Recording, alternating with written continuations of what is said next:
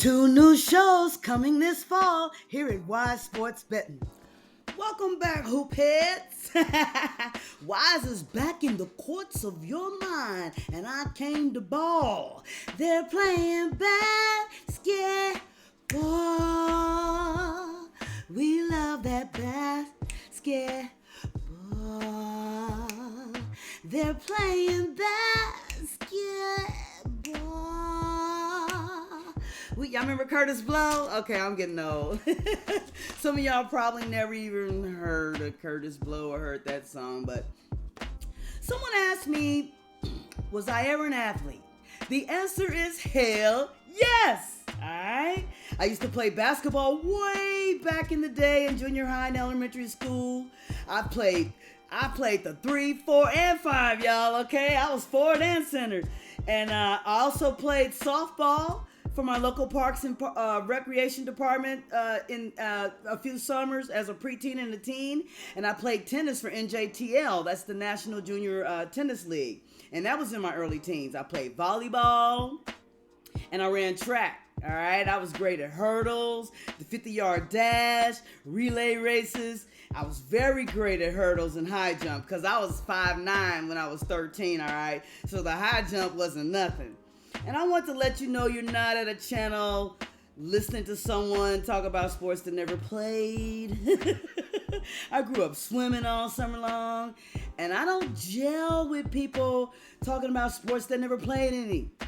And you could always tell they didn't play nothing because they don't give you much detail. They just be like, All right, so I took classes in Taekwondo in my 20s, just so you know. And I took some kickboxing classes in my 30s. I jogged all my life. So I've been an athletic person all my life, okay? I was one of those truck drivers when I was younger and I worked. I drove a commercial truck. I drove city bus, intercity bus. And I was one of those truck drivers that used to unload my own truck. I was so athletic that even when I had my baby, I jogged up until my 8 months and the doctor told me to stop, and I was in labor only 30 minutes. That's how athletic I am. Just in case you didn't know, I am that athletic. I was only in labor 30 minutes, wasn't no longer. I was very tip-top shape, always athletic. So just wanted to share that with you. And even as an adult, I played basketball in the park and in indoor gyms. And I also bowled, so I love bowling. I grew up bowling, so I had to answer that question thoroughly. Anyway, today is Sunday, September 28th, and we get to enjoy Game 4 of the WNBA Semi-Finals. Game 3, we saw the human factor kick in, right? And the Mercury beat the statistically better team, the Lynx.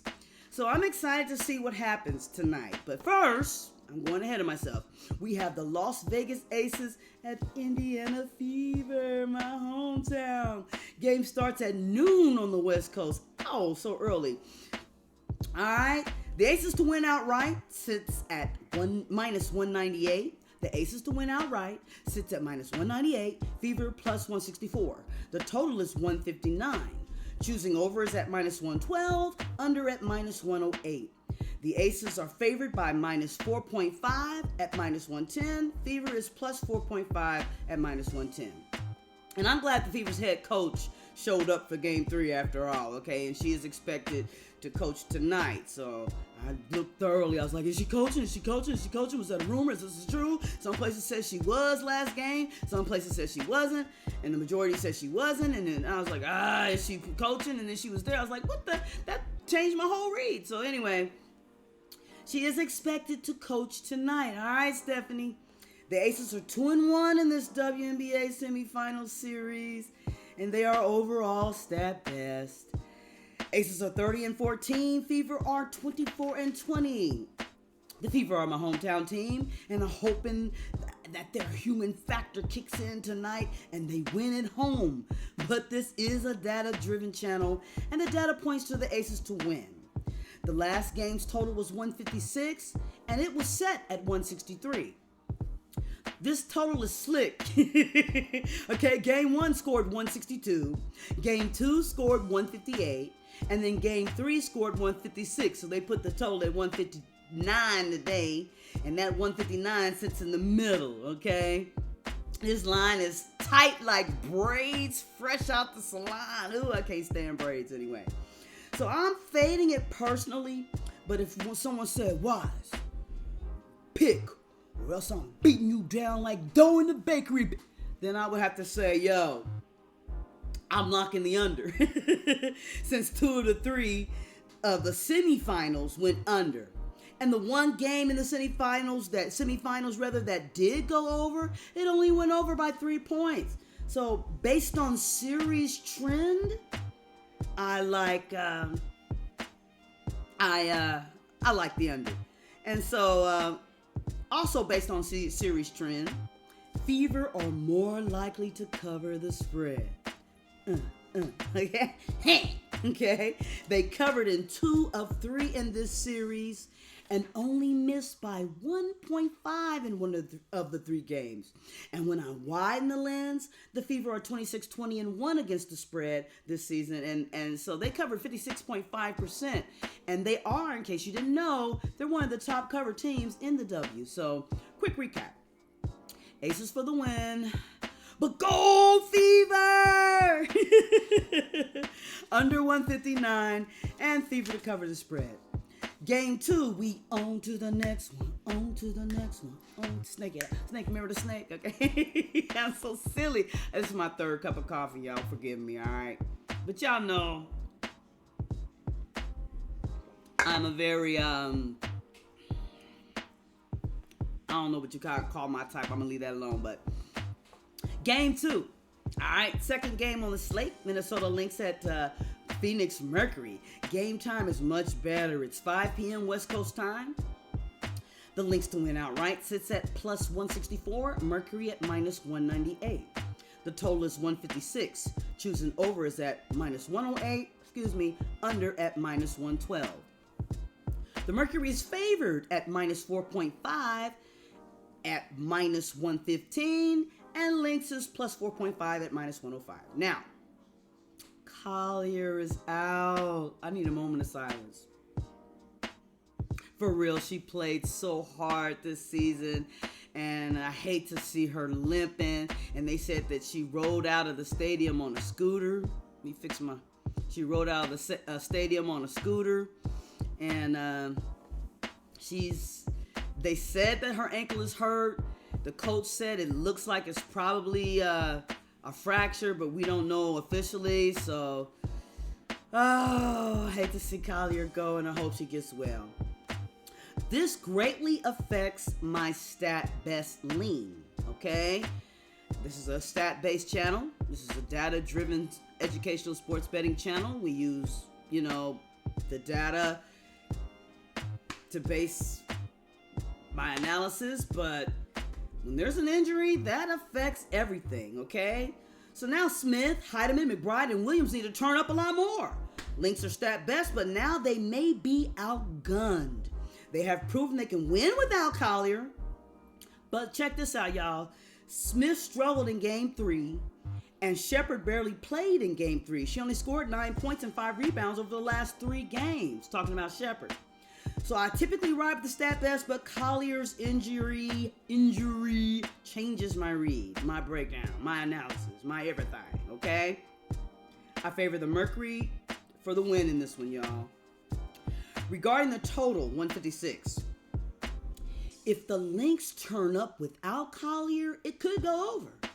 In the 7 games without Collier this season, I took the time to crunch, and y'all be like, she be in the crates. I used to do the same thing back in the day with albums. I'd be in the crates, I'm trying to tell you, I stayed in the record store looking for scratches. I'm a very thorough person, okay?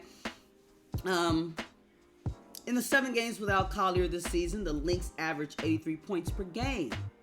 Okay? They scored 91, 80, 83, 86, 75, 73, and 95 in those 7 games without her.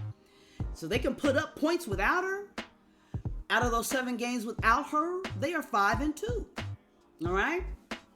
In the 2 games where they scored in the 90s without Collier, 1 game was against the Fever, who at that time had a worse defensive rating than the Mercury, and the other game was against the Storm, whose defensive ranking was only slightly better than the Mercury.